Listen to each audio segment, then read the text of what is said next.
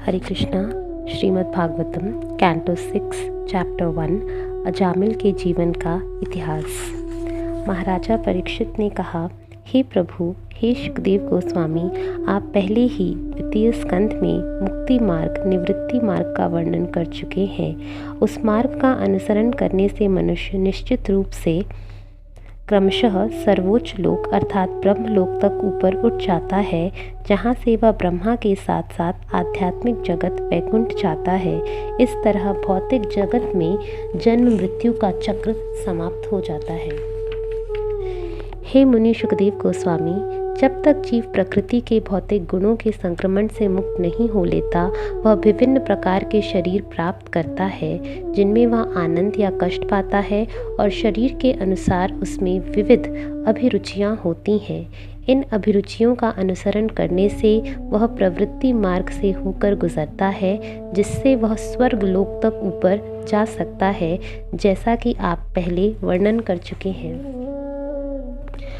आपने नारकीय जीवन की उन विविध योनियों का भी वर्णन पंचम स्कंद के अंत में किया है, जो पाप कार्यों से फलित हैं, और आपने प्रथम मनवंतर का वर्णन चतुर्थ स्कंद में किया है, जिसकी अध्यक्षता ब्रह्मा के पुत्र स्वयंभु मनु ने की थी। हे प्रभु, आपने राजा प्रियव्रत तथा राजा उत्तानपाद के कुलों तथा गुणों का वर्णन किया है। पूर्ण पुरुषोत्तम भगवान ने इस भौतिक जगत की रचना विविध ब्रह्मांडों, लोकों, ग्रहों तथा नक्षत्रों, विविध भूभागों, समुद्रों, नदियों, उद्यानों तथा वृक्षों से की, जिनके लक्षण भिन्न भिन्न हैं। ये इस धरालोक, आकाश के प्रकाश पिंडों तथा अधोलोकों में विभाजित हैं। आपने इन लोकों का तथा इनमें रहने वाले जीवों का बहुत ही स्पष्ट वर्णन किया है। हे परम भाग्यशाली तथा ऐश्वर्यवान सुखदेव गोस्वामी, अब आप कृपा करके मुझे बतलाएं कि मनुष्यों को किस तरह उन नारकीय स्थितियों में प्रवेश करने से बचाया जा सकता है, जिनमें उन्हें भीषण यातनाएं सहनी पड़ती हैं। सुखदेव गोस्वामी ने उत्तर दिया, हे राजन, यदि मनुष्य अपनी अगली मृत्यु के पूर्व इस जन्म में अपने मन, वचन तथा शरीर से किए गए पाप कर्मों का मनु संहिता तथा अन्य धर्म शास्त्रों के विवरण के अनुसार समुचित प्रायश्चित द्वारा निराकरण नहीं कर लेता, तो वह मृत्यु के बाद अवश्य ही नरक लोकों में प्रविष्ट होगा और भीषण कष्ट उठाएगा, जैसा कि मैं आपसे पहले ही कह चुका हूँ। अतः अगली मृत्यु आने के पूर्व जब तक मनुष्य का शरीर पर्याप्त सशक्त है, उसे शास्त्रों के अनुसार प्रायश्चित की विधि तुरंत अपनानी चाहिए, अन्यथा समय की क्षति होगी और उसके पापों का फल बढ़ता जाएगा। जिस तरह एक कुशल वैद्य रोग का निदान और उपचार उसकी गंभीरता के अनुसार करता है, उसी तरह मनुष्य को अपने पापों की गहनता के अनुसार प्रायश्चित करना चाहिए। महाराज परीक्षित ने कहा कि मनुष्य को जानना चाहिए कि पाप कर्म उसके लिए हानिकर है, क्योंकि वह वस्तुतः यह देखता है कि अपराधी सरकार द्वारा दंडित किया जाता है और सामान्य लोगों के द्वारा धुतकारा जाता है, और वह शास्त्रों तथा विद्वान पंडितों से सुनता भी रहता है कि पाप कर्म करने से मनुष्य अगले जीवन में नारकीय अवस्था में फेंक दिया जाता है। फिर भी ऐसा ज्ञान होते हुए मनुष्य को प्रायश्चित करने के बावजूद बारंबार पाप करने के लिए बाध्य होना पड़ता है। ऐसे प्रायश्चित का क्या महत्व? कभी कभी ऐसा व्यक्ति जो पाप कर्म न करने के प्रति अत्यधिक सतर्क रहता है, पुनः पापमय जीवन के फेर में आ जाता है। इसलिए मैं बारंबार पाप करने तथा प्रायश्चित करने की इस विधि को निरर्थक मानता हूँ। यह तो हाथी के स्नान करने जैसा है, क्योंकि हाथी पूर्ण स्नान करके अपने को स्वच्छ बनाता है, किंतु स्थल पर वापस आते ही अपने सिर तथा शरीर पर धूल डाल लेता है।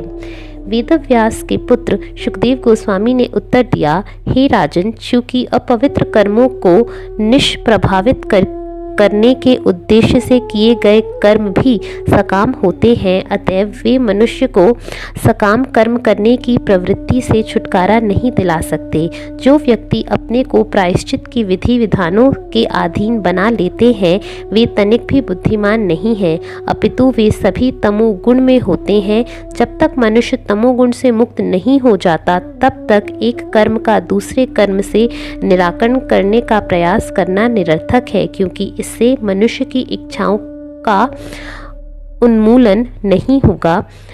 इस तरह ऊपर से पवित्र लगने वाला व्यक्ति निसंदेह पाप पूर्ण कर्म करने के लिए उन्मुख होगा। अतएव असली प्रायश्चित तो पूर्ण ज्ञान अर्थात वेदांत में प्रबुद्ध होना है, जिससे मनुष्य परम सत्य भगवान को समझता है।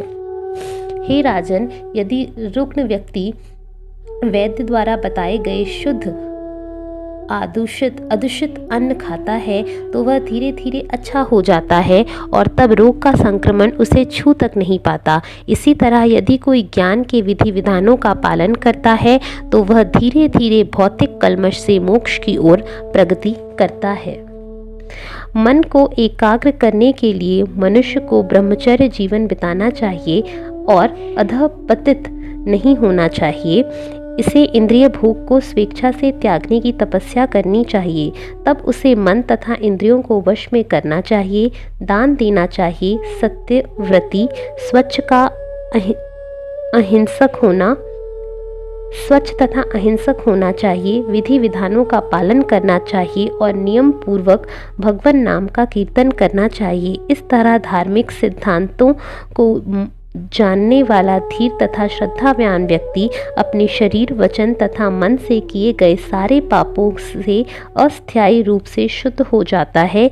ये पाप बांस के पेड़ के नीचे की लतरों की सूखी पत्तियों के समान हैं, जिन्हें अग्नि द्वारा जलाया जा सकता है, यद्यपि उनकी जड़ें अवसर पाते ही फिर से उगने के लिए शेष बची रहती हैं।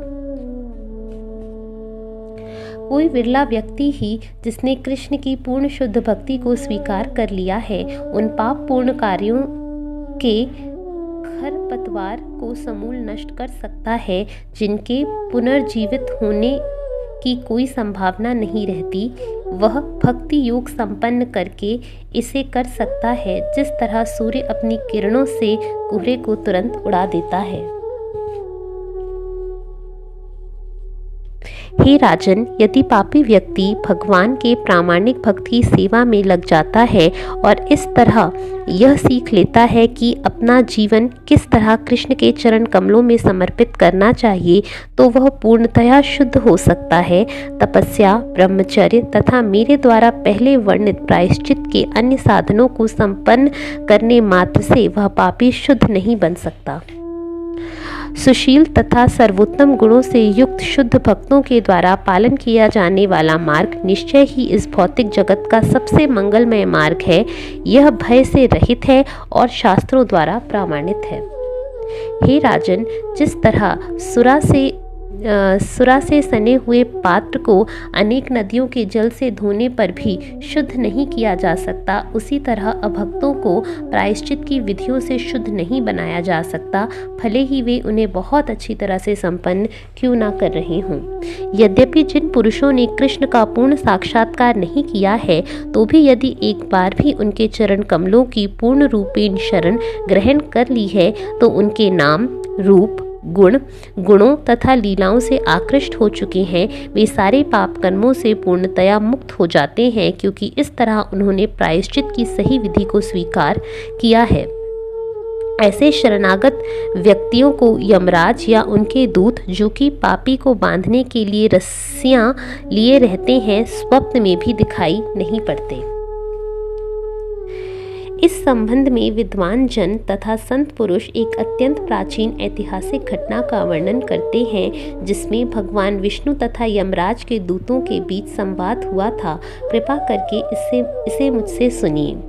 कान्य कुंज नामक नगर में अजामिल नाम का एक ब्राह्मण था, जिसने एक वेश्या दासी से विवाह करके उसे निम्न श्रेणी की स्त्री की संगति के कारण अपने सारे ब्राह्मण गुण खो दिए। यह पतित ब्राह्मण अजामिल अन्यों को बंदी बनाकर उन्हें जुए में धोखा देकर या सीधे उन्हें लूटकर कष्ट पहुंचाता था। इस तरह से वह अपनी जीविका चलाता था और अपनी पत्नी तथा बच्चों का भरण पोषण करता था। हे राजन, इस तरह अनेक पुत्रों वाले अपने परिवार के पालन पोषण के लिए घृणास्पद पापपूर्ण कार्यों में अपना जीवन बिताते हुए उसके जीवन की 88 वर्ष बीत गए। उस वृद्ध अजामिल के 10 पुत्र थे, जिनमें से सबसे छोटे का नाम नारायण था। चूंकि नारायण सबसे छोटा पुत्र था, अतः स्वाभाविक है कि वह अपने पिता तथा माता दोनों का ही अत्यंत लाडला था। बालक की तोतली भाषा तथा लड़खड़ाती चाल से वृद्ध अजामिल उसके प्रति अत्यधिक अनुरक्त था। वह उस बालक की देखरेख करता तथा उसकी क्रीड़ाओं का आनंद लेता। जब अजामिल भोजन करता तो वह बालक को खाने के लिए पुकारता और जब वह कुछ पीता तो उसे भी पीने के लिए बुलाता। उस बालक की देखरेख करने तथा उसका नाम पुकारने में सदा लगा रहकर अजामिल यह न समझ पाया कि उसका समय अब समाप्त हो चुका है और मृत्यु उसके सिर पर है। जब मूर्ख अजामिल की मृत्यु का समय आ गया तो वह एकमात्र अपने पुत्र नारायण के विषय में सोचने लगा। जब अजामिल ने 3 भयावह व्यक्तियों को देखा, जिनके शरीर वक्र, भयानक तथा मुख टेढ़े थे तथा शरीर पर रोम खड़े हुए थे, वे अपने हाथों में रस्सियां लिए हुए उसे यमराज के धाम ले जाने के लिए आए थे। जब उसने उन्हें देखा तो वह अत्यधिक विमोहित था और कुछ दूर पर खेल रहे अपने बच्चे के प्रति आसक्ति के कारण अजामिल उसका नाम लेकर जोर जोर से पुकारने लगा। इस तरह अपनी आंखों में आंसू भरे हुए किसी तरह से उसने नारायण के पवित्र नाम का उच्चारण किया।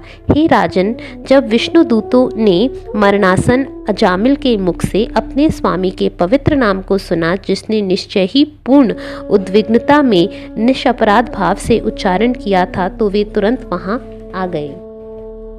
यमराज के दूत वेश्यापति अजामिल के हृदय के भीतर से आत्मा को खींच रहे थे, किंतु भगवान विष्णु के दूतों ने गूंजती वाणी में उन्हें ऐसा करने से मना किया। जब सूर्य के पुत्र यमराज के दूतों को इस प्रकार मना किया गया तो उन्होंने कहा, महाशय, आप कौन हैं जिन्होंने यमराज के अधिकार क्षेत्र में को ललकारने की घृष्टता की है? महाशयों, तुम किसके सेवक हो, कहाँ से आए हो और अजामिल का शरीर छूने से हमें क्यों मना कर रहे हो? क्या तुम लोग स्वर्गलोक के देवता हो, उपदेवता हो या कि सर्वश्रेष्ठ भक्तों में से कोई हो? यमदूतों ने कहा, आप सभी की आंखें कमल के फूलों की पंखुड़ियों के समान हैं। पीला रेशमी वस्त्र पहने, कमल की मालाओं से सुसज्जित तथा अपने सिरों में अत्यंत आकर्षक मुकुट पहने एवं अपने कानों में कुंडल धारण किए तुम सभी नव यौवन से पूर्ण प्रतीत हो रहे हो। आप सभी की 4 लंबी भुजाएं धनुष तथा तरकस, तलवार, गदा, शंख, चक्र तथा कमल के फूलों से अलंकृत है। आपके तेज ने इस स्थान के अंधकार को अपने असामान्य प्रकाश से भगा दिया है, तो महोदय, आप हमें क्यों रोक रहे हैं?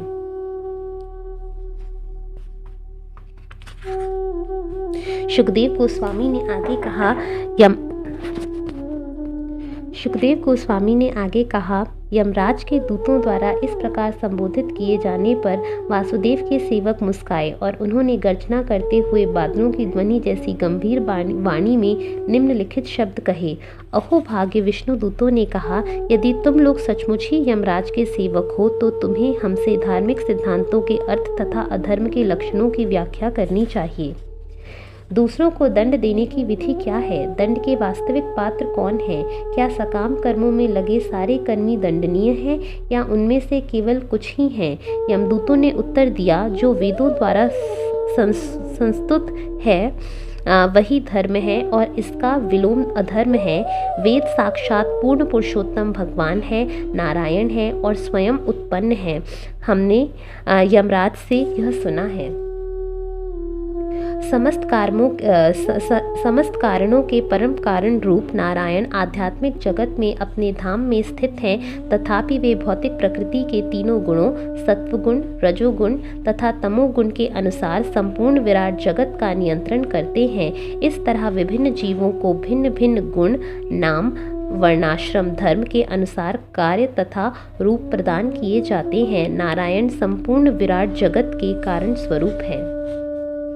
सूर्य, अग्नि, आकाश, वायु, देवगण, चंद्रमा, संध्या, दिन, रात, दिशाएं, जल, स्थल तथा स्वयं परमात्मा ये सभी जीव के कार्यों के साक्षी हैं।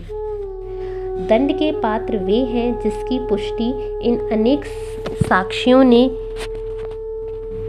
की है कि वे निर्दिष्ट नियमित कार्यों से विचलित हुए हैं। सकाम कर्मों में लगा हुआ प्रत्येक व्यक्ति अपने पाप कर्मों के अनुसार दंड दिए जाने के लिए उपयुक्त होता है।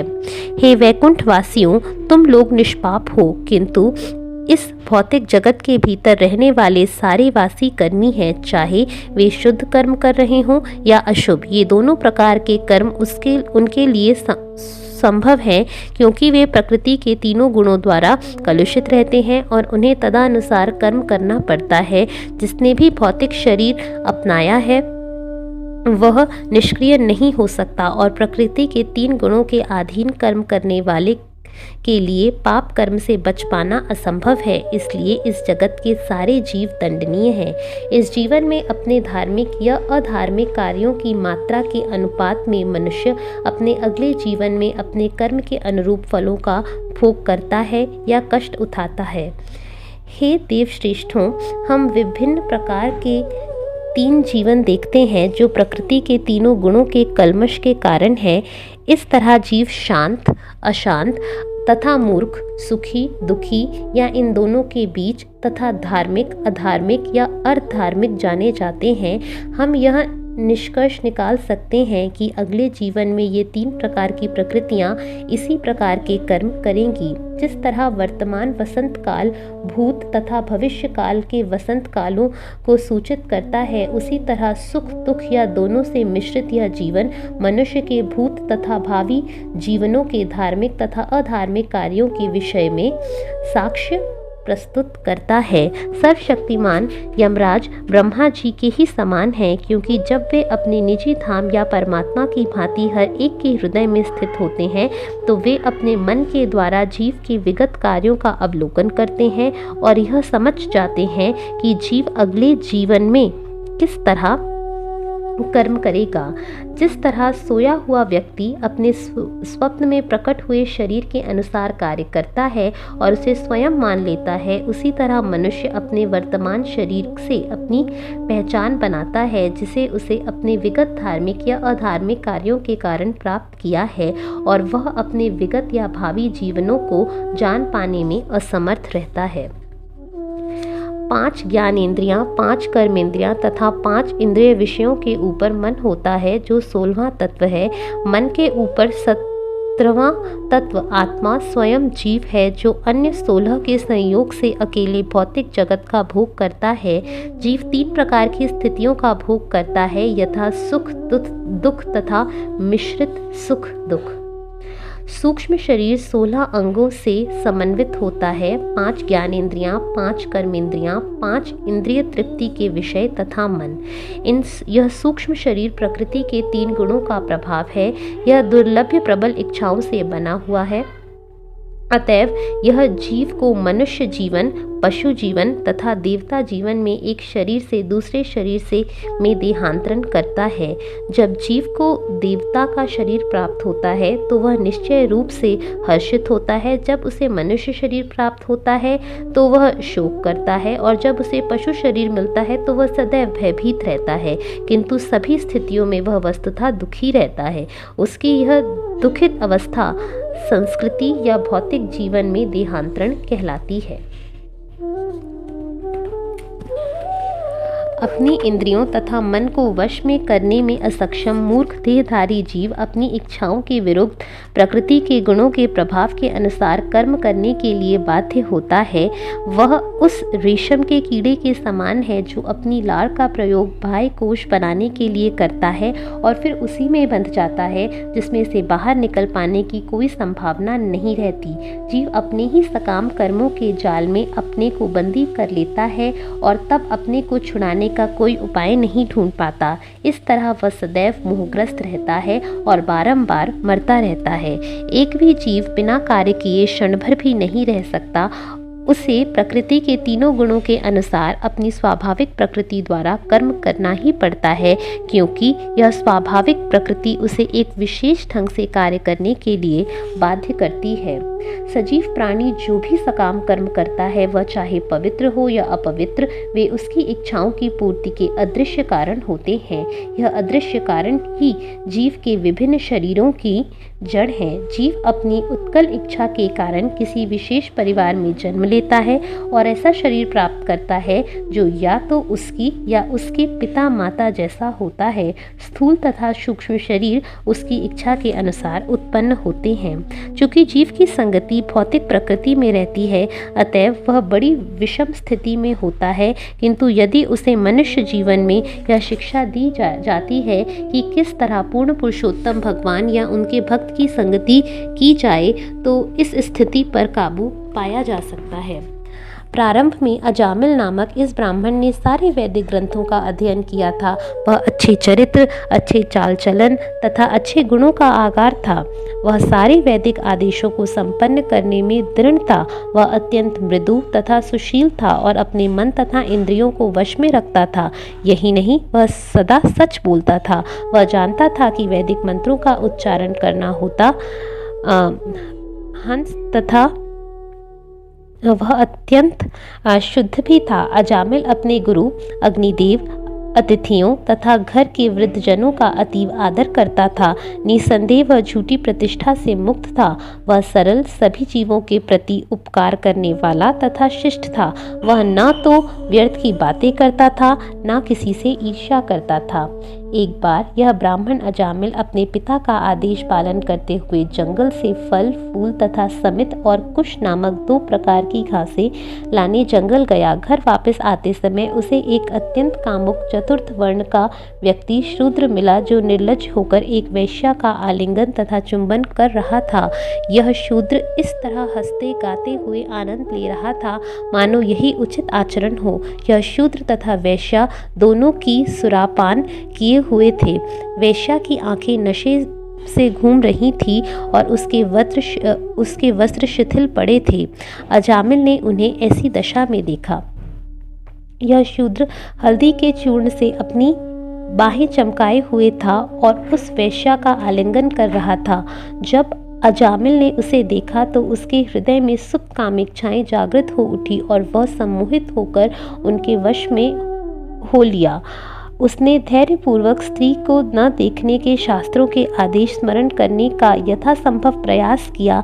इस ज्ञान तथा अपनी बुद्धि के बल पर उसने अपनी कामेच्छाओं को वश में करने का प्रयास किया, किंतु उसके भीतर कामदेव का वेग होने से वह अपने मन को साध न सका। जिस तरह सूर्य तथा चंद्रमा एक क्षुद्र ग्रह द्वारा ग्रसित हो जाते हैं, उसी तरह उस ब्राह्मण को अपना सारा उत्तम ज्ञान खो दिया।